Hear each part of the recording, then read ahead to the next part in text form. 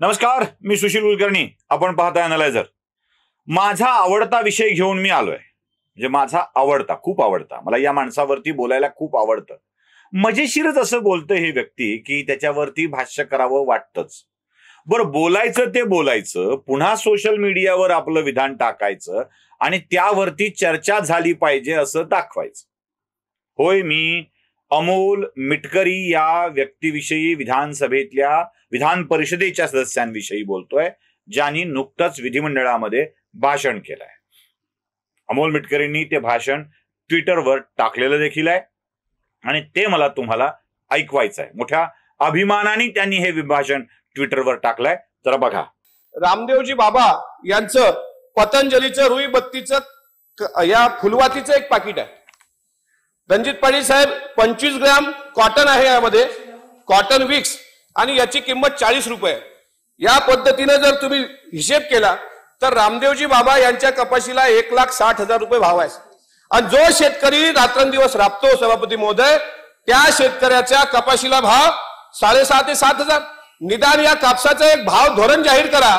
शासनाने यामध्ये हस्तक्षेप करावा, सीसीआयची खरेदी सुरू करावी आणि कापसाला किमान 15,000 रुपये क्विंटलचा भाव या अधिवेशन होण्याच्या अगोदर घोषित करावा.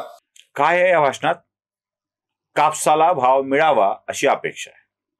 कॉटन फेडरेशननं, सरकारनं कापसाच्या हमीभावानं खरेदी करायला सुरुवात करावी अशी त्यातून अपेक्षा आहे.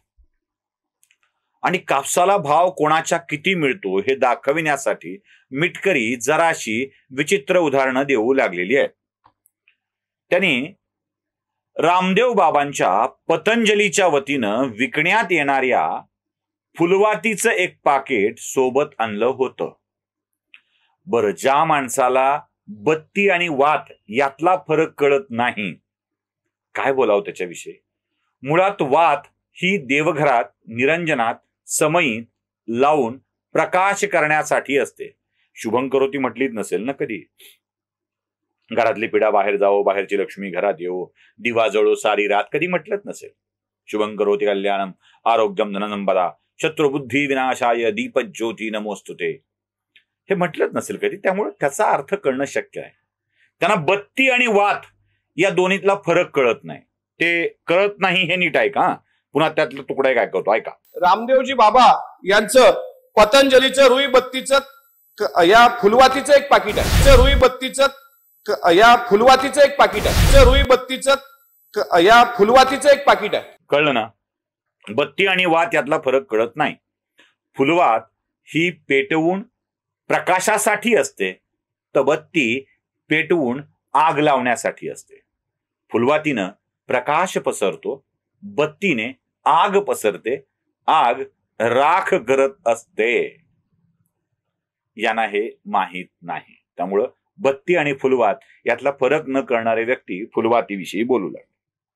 25 ग्रॅमचं फुलवातीचं पाकिट 40 रुपयाला आहे असा दावा मिटकरींनी केला. मग त्यांनी क्विंटलचा भाव जोडला. म्हणजे ग्रॅमवरून पाव किलो, अर्धा किलो करत करत क्विंटलवर ते आले आणि म्हणाले की रामदेव बाबाच्या कापसाला 1,60,000 रुपये क्विंटल एवढा भाव मिळतो. अहो मिटकरी, काय बोलावं तुम्हाला?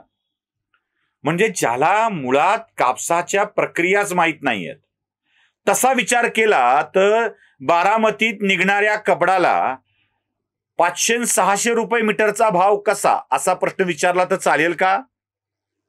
चालेल का? बारामतीत ज्या कपड्या गिरणा नव्याने सुरू झालेल्या आहेत त्याला कॉटन काय झोन बनवलेलं आहे. स्पेशल कपडा झोन बनवलाय बारामतीमध्ये आणि त्या स्पेशल झोनला कपड्याचा मिळणारा भाव उत्तम आहे. म्हणजे गावात बनणारा कपडा, शहरात बनणारा कपडा, किंवा आपण ते बारामतीत बनणारा कॉटन किंगचा शर्ट, याच्या किमतीत फरक आहे ना? का फरक आहे? ब्रँड, दर्जा, गुणवत्ता यात तो फरक येत असतो. या फुलवातीला निव्वळ कापूस समजणारे, माहीतच नाही ना, फुलवात, कापूस, बत्ती माहीतच नाही. त्यामुळं फुलवातीला निव्वळ कापूस समजणारी मंडळी यांच्याविषयी फार काही बोलण्याची गरज नाही. पण तरीही सांगतो, मिटकरींच्या ज्ञानात भर टाकणं आवश्यक आहे. फुलवात म्हणजे कापूस नव्हे, जसा कपडा म्हणजे कापसापासूनचे वेगवेगळे प्रकार आहेत. कापसापासून हा शर्टही बनतो, कापसापासून बनियनही बनतं, कापसापासून अंडरवेअरही बनते, कापसापासून टॉवेलही बनतो. तसं कापसा या प्रत्येक वस्तूची किंमत वेगवेगळी आहे, कारण प्रक्रिया वेगळी आहे, लागणारं साहित्य वेगळं आहे, दर्जा वेगळा आहे, त्यामुळे वेगळी किंमत आहे. तसं फुलवात, काडवात, नुस्तीवात म्हणजे कापूस नव्हे, त्याला एका वस्तूचं नाव दिलं गेलेलं आहे. कळतंय ना? म्हणजे मी तुम्हाला नाही विचारतोय, प्रेक्षकांना, ते मिटकरींना विचारतोय. कळतंय ना? म्हणजे तेवढं आहे आपल्याकडं. मुळात फुलवात करण्यासाठी श्रम लागतात, मानवी श्रम. कोणीतरी बसावं लागतं, ते करावे लागतात. त्याला कधी मशीन लागते, खूप मोठ्या प्रमाणावर निर्मिती असेल तर मग त्या मशीन मधून ती प्रोसेस येते. मग मशीनला इलेक्ट्रिसिटी लागते, मशीनला गुंतवणूक लागते, पैसा लागतो, सगळंच लागतं ना. मशीन चालवायला ऑपरेटर लागतो. धाड धाड धाड इकडून कापूस जातो, तिकडून मग फुलवाती बाहेर पडतात. मग त्या फुलवाती गोळा करायला माणूस लागतो, त्याचं वजन करावं लागतं. ते वजन केलेल्या फुलवाती विशिष्ट वजनाच्या पॅकेटमध्ये टाकाव्या लागतात. मग त्याला पॅक करावं लागतं, त्याच्यावरती लेबल लावावं लागतं, लेबलला प्रिंटिंग असते, त्याचा खर्च येतो. किंवा घरगुती हातावर होणार असतील 2, 4, 5, 10 महिला कामगार त्या सतत फुलवाती करत असतात, त्यांचा रोजगार असतो, कारण त्यांनाही घर चालवायचंय ना. देवाच्या समोर फुलवात लावायची असेल तरी त्यांचा रोजगार आहे ना. म्हणजे फुलवात हा कापूस नसतो, त्याची पॅकिंग आहे, त्याची प्रोसेस आहे, त्याची ब्रँडिंग आहे, त्याच्या विक्रीचा खर्च आहे. म्हणजे बनवण्यापासून विक्री करेपर्यंत या प्रत्येकाचं कमिशन आहे. मिटकरी ऐकताय ना? म्हणजे कमिशन तुम्हाला लवकर कळेल, अगदी लवकर कळेल, कारण कमिशनचे बरेचसे विषय आपण हाताळलेले आहेत. त्यामुळे कमिशन इथं कळेल. प्रोडक्शन करणारा कारखानदार, मग त्याचा डीलर, मग डीलरकडून विक्रेता, मग विक्रेत्याकडून लोकांना, मग विक्रेत्याचं पर्सेंटेज, डीलरचं पर्सेंटेज, मग बनवणाऱ्यांचा नफा, हा सगळा त्यात आहे. म्हणजे एका फुलवातीसोबत श्रमाचे पैसे, ब्रँडिंगचे पैसे, पॅकिंगचे पैसे, कमिशनचे पैसे सगळेच जोडले जातात आणि मग त्याची विक्री होते, मग त्याची किंमत ठरते आणि फुलवाती देवघरात लावायच्या म्हणून न्यायच्या असतात. त्यामुळं त्याचं मूल्य लोकांसाठी, आमच्यासारख्या देवभक्तांसाठी खूप आहे, खूप आहे हो. अहो, नुसत्या फुलवातीचं काय घेऊन बसलात? ही फुलवात तुपात भिजवावी लागते आणि मग दिवा लावतो, कारण घरातली पिढ्या बाहेर जावो, बाहेरची लक्ष्मी घरात येवो, ही आमची भावना असते. पण आपल्याला हे समजणं शक्य नाही.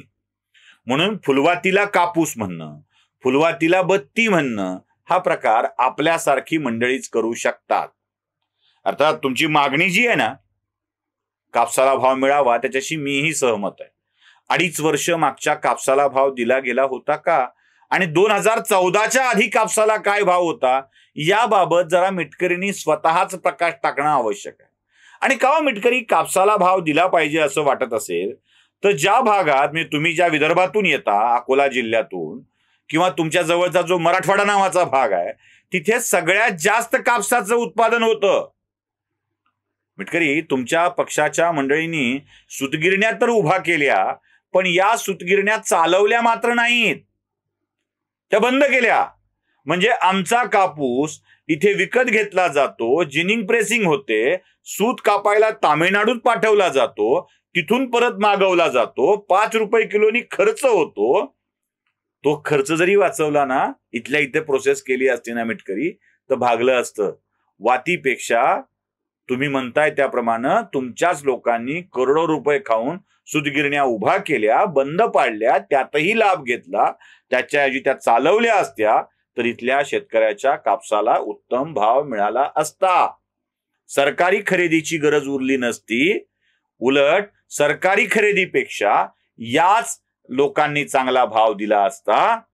अहो, जिथे 20 लाख गाठी एकट्या मराठवाड्यात जिनिंग प्रेसिंग करून तयार होतात आणि एकट्या मराठवाड्यात 100 सूतगिरण्या चालू शकतात, याच्यापेक्षा चांगली स्थिती विदर्भामध्ये आहे. म्हणजे तुम्ही राहता त्या विदर्भात आणि तुमच्या जवळच्या मराठवाड्यात 200च्या वर सूतगिरण्या चालू शकतील. एवढ्या कापसाचं उत्पादन होत असताना तुमच्याच पक्षाच्या मंडळींनी त्या बंद पाडाव्या आणि या मिटकरींनी उदाहरण म्हणून द्यावं ते फुलवातींचं. मिटकरी फक्त रामदेव बाबाचं कशाला, मी तुम्हाला अमेझॉनवरती विक्री असलेल्या फुलवातीचं पाकिट दाखवतो. त्याची किंमत काय जरा नीट बघून घ्या. आणखीही काही फुलवातींचे पाकिट मी तुम्हाला दाखवतोय, त्याची किंमत काय ते बघून या. आणि लक्षात ठेवा, फुलवाती म्हणजे कापूस नव्हे.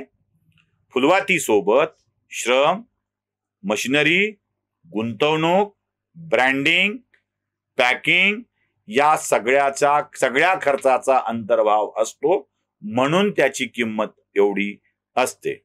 कळलं असेल मिटकरीजी तर ठीक, नाहीतर आणखी काही विषय घेऊन तुम्हाला समजून सांगायला परत यावं लागेल. नमस्कार.